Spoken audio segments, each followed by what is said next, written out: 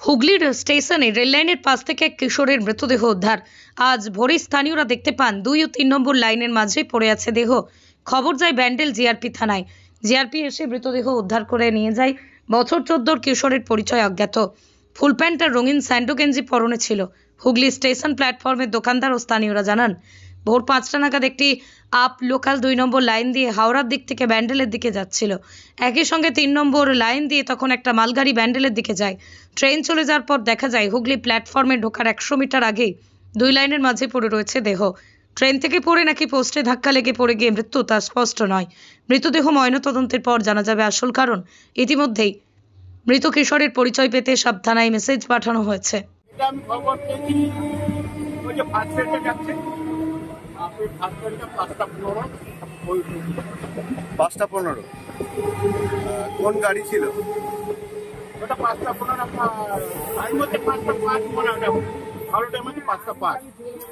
তখন ওই গাড়িটা গেছে লেটে, সব দিন তো রাইট টাইমে যায় না, ওই টাইমটা গেলো একটা মালগাড়ি রাখছিল।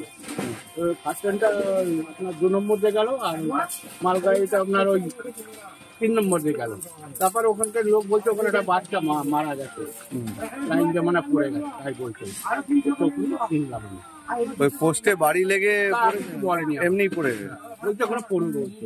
তার 12 বছর 14 বছরের বাচ্চা। তার পরিচয় কিছু জানা গেছে? না, কোনো কেউ বলতে পারছে না। পুলিশ, রেল পুলিশ এসেছিল তারপরে? শুনে কাজের যায়নি জানি। প্রায় দিনই তো এরকম ঘটনা ঘটে এখানে, এই পড়ে যায়, ইয়ে হয়, এগুলো তো হয়ই।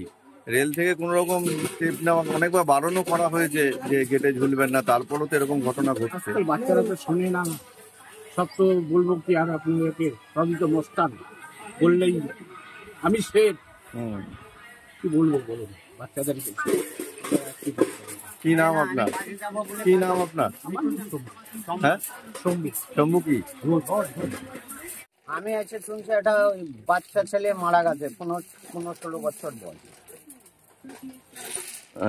কিভাবে এখানে পড়লো? আমি তাই জানি, আমি কারখানায় ডিউটিতে যাব বলে আইছিলাম, আমি আর ডিউটিতেই যাই।